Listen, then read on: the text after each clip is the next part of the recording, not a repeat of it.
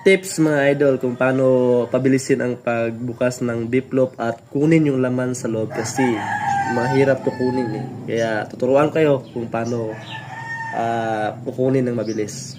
Yung mga idol dito sa baba, bubutasan natin.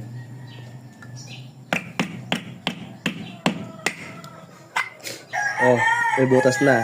Tapos dito sa ibabaw, bubuksan na natin.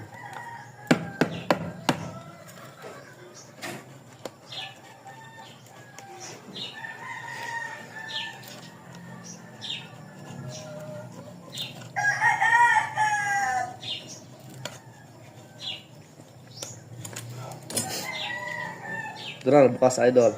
Pwede na. Siyempre, kuha tayo ng lagayan. Bukas na idol ha, bukas na. Ano naman sa kasara idol ha?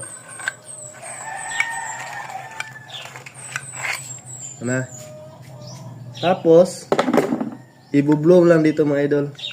Para papasok yung hangin. Tingnan o. Oh. Diba? Napakabilis.